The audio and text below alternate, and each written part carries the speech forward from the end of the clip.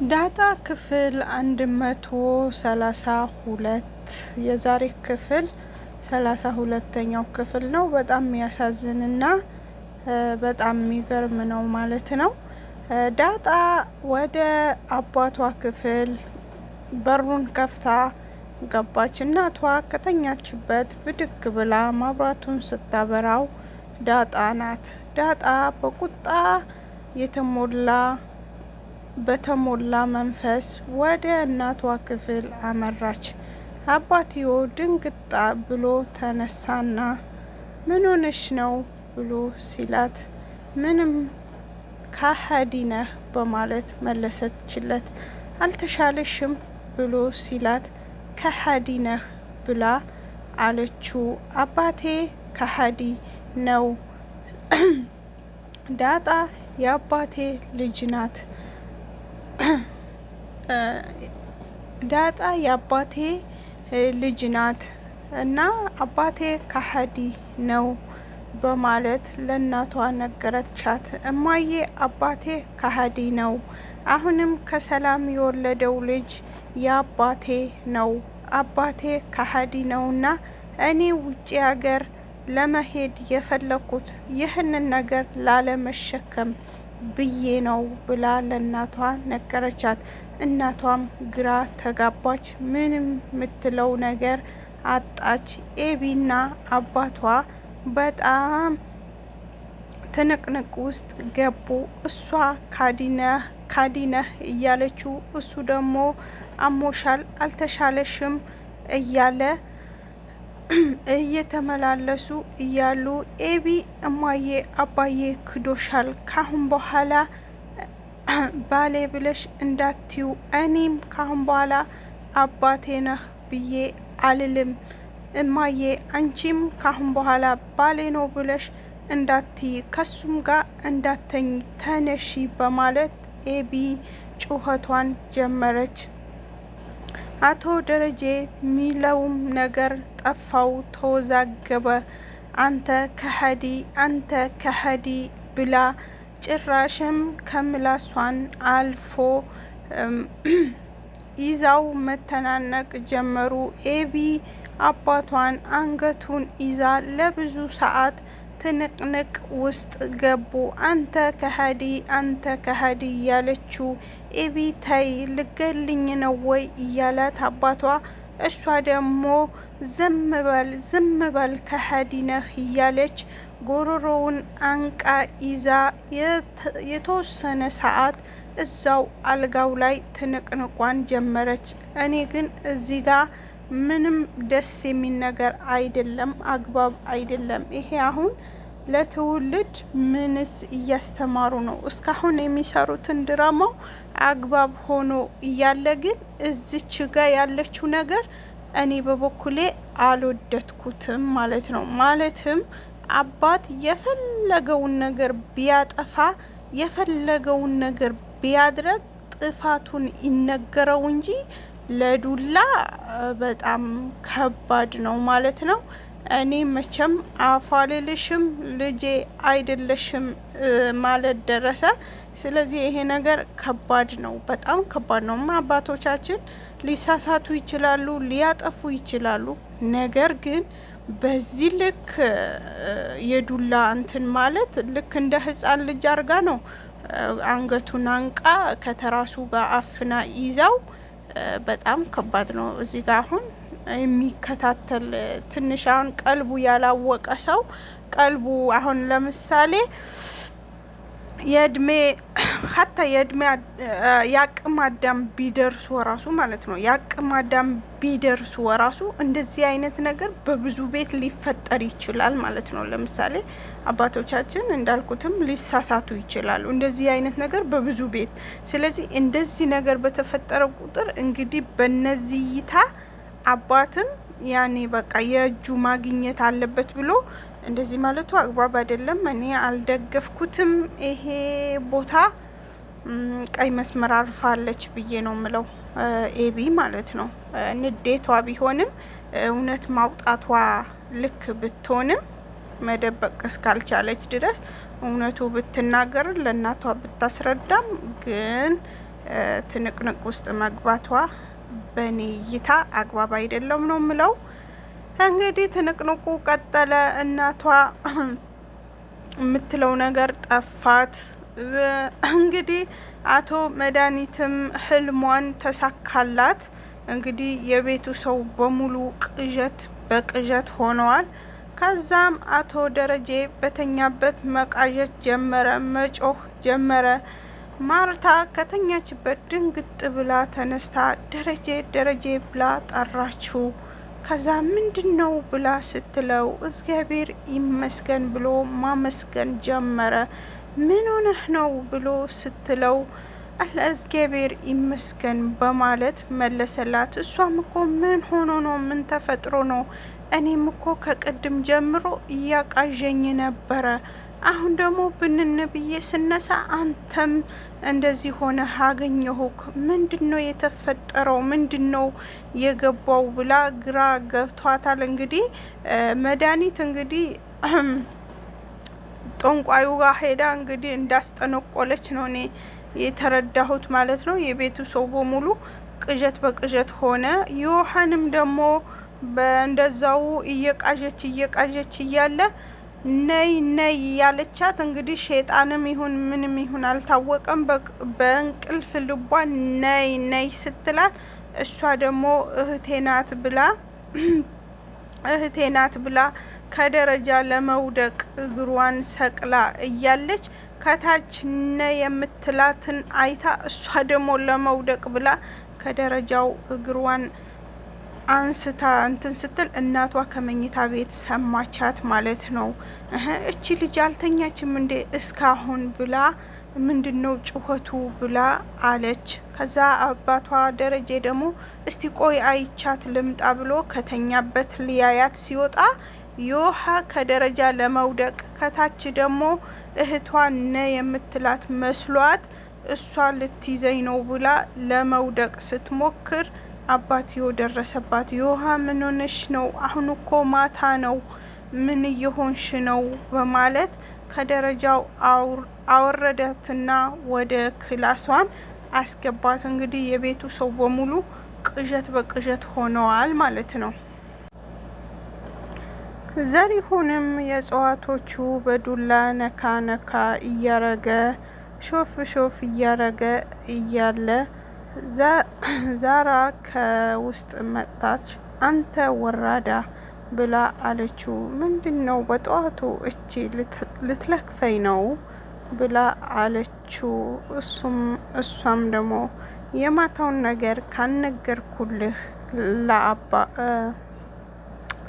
ለደረጀ ካነገርኩልህ ብላ ስትለው ምንድን ነው የምትናገሪው? እስቲ ተናገሪ ሊሽ ብሎ እየተፎካከሩ እሷም ደግሞ ካነገርኩልክ እያለችው እኔ እኮ ሌባ የገባው መስሎኝ ነው አንቺ ክፍል የገባሁት ብሎ ሲላት እሷ ደግሞ እኔ ክፍል ሌባ ይደበቃል እንዴ ብሎ አለችው። እሱም ደግሞ እኔ መስሎኝ ነው አንዳንዳ የገባሁት አንቺ ክላስ ምን እፈልጋለሁ፣ ከፈለግሽም ተናገሪ ብሎ እልህ ውስጥ ከተታት። አቶ ደረጀ ወደ ውጪ ሊወጡ ለብሰው ከቤታቸው እየወጡ እያለ በር ላይ ጠበቋቸው። ዘሪሁንም ደህና አደሩ ጋሼ ብሎ ሰላምታስ እንዳቀረበ ደግሞ ለዛ ከኋላ ብቅ አለችና አባ ምነግርክ ነገር ነበረ እኮ ልትወጣ ነው ብላ ስትለው አዎ ልወጣ ነው፣ ምን ነበረ መንገር የፈለግሽው ብሎ ሲላት ዘሪሁንም ደግሞ ማምታታት ጀመረ። አይጥ ድመት፣ ጥቁር ድመት ምናምን እያለ በህልሜ ነው ምናምን እያለ እንግዲህ እሷ ትናገራለች ብሎ በጣም ተጨነቀ። ከዛ ምን ነበረ ለመንገር የፈለግሽው? ተሎ በይ ንገሪኝ፣ የረፈደብኝ ጥቁር ድመት እያለኝ እኮ ነው ብላ እነሱ ደግሞ ዘሪሁንና ዘራ መመላለስ ጀመሩ። አቶ ደረጀ እንደቆሙ ማለት ነው። አሁን እናንተ ምንድነው ውሃ ቅዳ ውሃ መልስ እያረጋችሁ ምን ነበረ ልትይኝ የፈለግሽው ብሎ ሲላት እሷንም ደግሞ አላጋለጠችውም።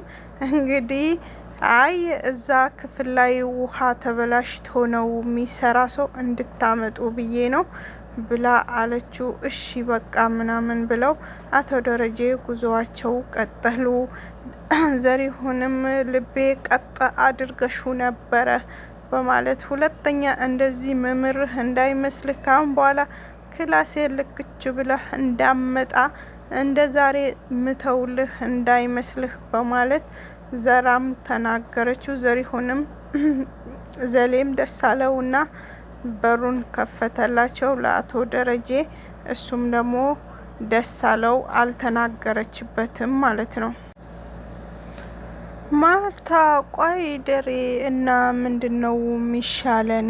ሁላችንም እንደዚህ ቅዠት ምንድነው ነገሩ ብላ በማለት ጠየቀችው። ደረጀም ደግሞ የውሃን እኮ ቅዠት አይደለም፣ እኔ እኮ ባልነሳው እኮ ወድቃ ነበረው እኮ ባልወጣ ኖሮ ያኔ ከደረጃ ወድቃ ነበረ ብሎ አለ። ቤተሰቡ ሁሉ ምን አስለፋችሁ?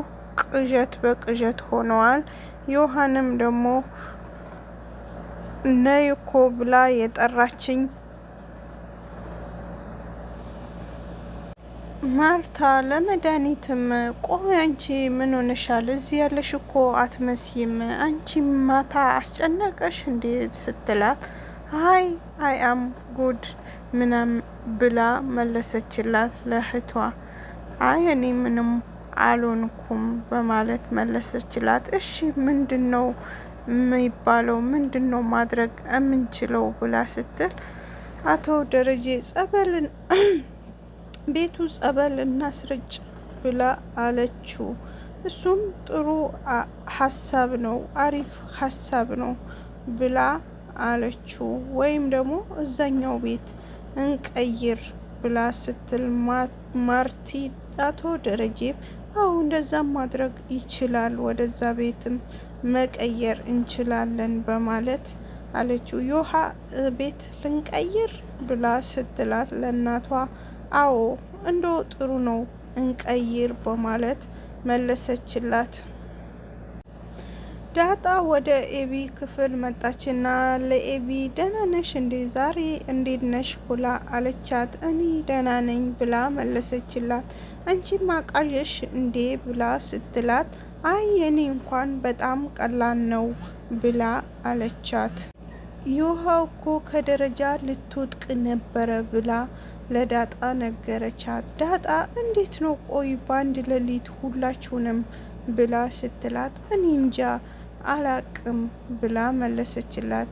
ኤቢ አንቺ ጨክነሽ እንዴት ብለሽ ጠጣሽ ብላ ስትላት አሁን እኮ ረሳሁት ብላ አለቻት። እኔ እኮ በጣም ራስ ወዳጅ ነኝ ብላ አለቻት።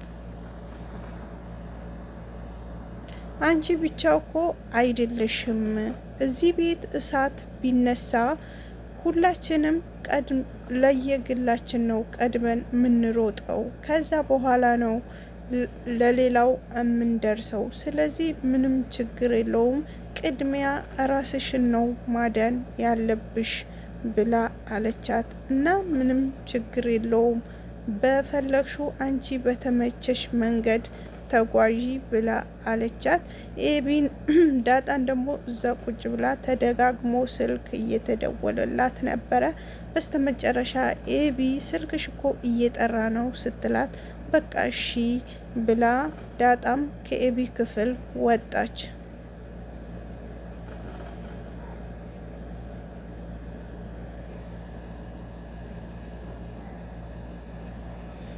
ናታንም ወደ ደረጀ ቢሮ መጣና ትምህርት እንዴት ነው ብሎ ሲጠይቀው አቶ ደረጀ ናታ በጣም አሪፍ ነው ጥሩ ነው ብሎ መለሰለት።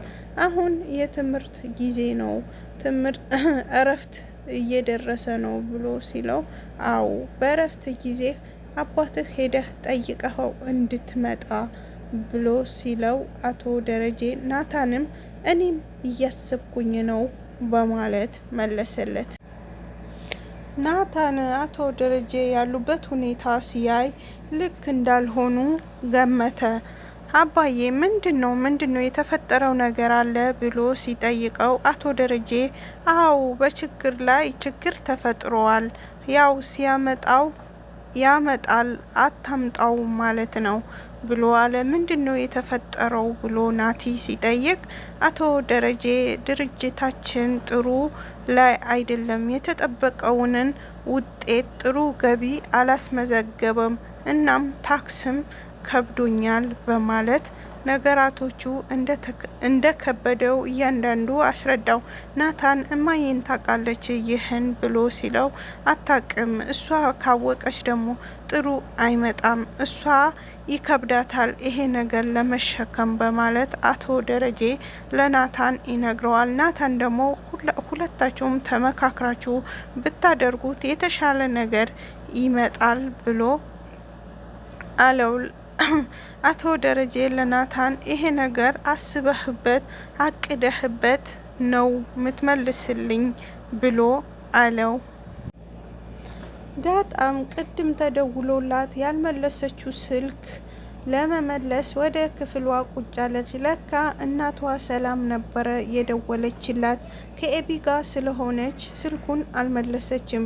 ስልኩን አንስታ ወደ እናቷ ጋር ደወለች። ምን ሆነሽ ነው ስልክ ማታነሺው? በሰላም ነው ስትላት፣ አዎ በሰላም ነው። ምን ነው ምን ተፈጠረ? በሰላምሽ ነው ስልክ ያልመለስሽው ብላ ስትላት፣ አይ ከኤቢ ጋር እያወራን ስለነበረ ነው እማዬ ያልመለስኩልሽ ብላ ስትላት፣ ሰላምም ኤቢ ከናትሽ በልጣ ነው እህትሽ ከናትሽ አስበልጠሽ ነው እንዴ ብላ አለቻት። አይደለም እማዬ እንደዛ ማለት አይደለም ብላ አለቻት። እማዬ ደግሞ ታውቂያለሽ እኔ እዚህ ቤት በፍሪደም ስልክ ማውራት አልችልም። ደግሞ ያቺ አክስት ተብዬዋ ጥምድ ዳርጋ ይዛኛለች በሰሞኑ ደግሞ እኔን አትወደኝም ብላ ስትላት፣ እናቷ ሰላም ቆይ እመጣላታለሁ ብላ አለቻት። እማዬ አንቺ እንደምታስቢው አይደለም ብላ አለቻት። ዳጣ መድኃኒት በጣም ተጠራጣሪ እንደሆነች ዳጣ ለእናቷ ሰላም አስረዳቻት። ኤቢንም ጥርጣሬዋ እንደ መድኃኒት ሳይሆን አይቀርም ብላ አለቻት። ደግሞ እነሱ እኔ አቶ ደረጀ አባቴ መሆኑን ካወቁ ጥሩ አይመጣም ብላ ለሰላም ስትላት፣ ታዲያ ይወቁ ምን ችግር አለው ማወቃቸውስ መች ይቀራል ብላ ስትላት፣ ዳጣ ረ እማዬ የሚፈጠረውን ነገር አስብሹ እንዴ ብላ አለቻት።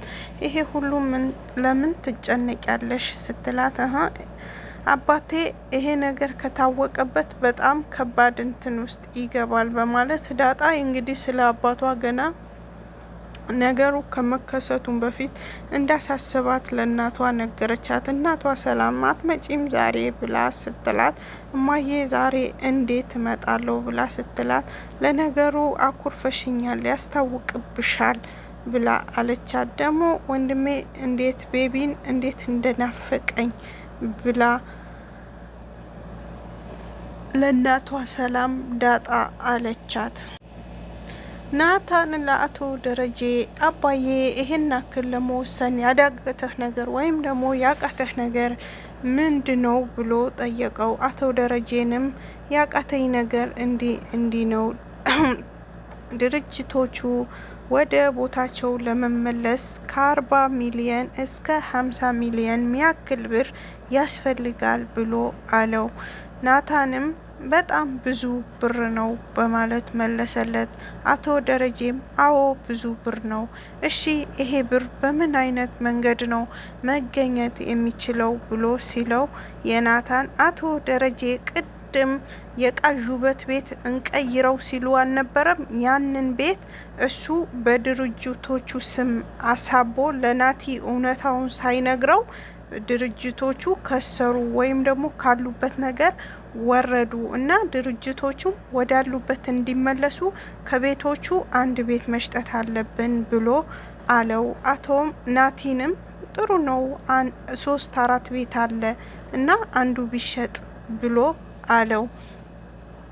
ከዛ የተፈለገው ብር ለማግኘት አሁን ያለንበት ቤት ነው መሸጠት ያለበት ብሎ ሲለው ናቲንም ሌሎቹ ለምን አይሸጡም ብሎ ሲለው ሌሎቹ የተፈለገው ገንዘብ አያወጡም በማለት መለሰለት። ቀጣይ ክፍል 133 ይዤ እስክመጣ ሰላም ሁኑልኝ። ላይክ ሰብስክራይብ ማድረጋችሁ አትርሱ።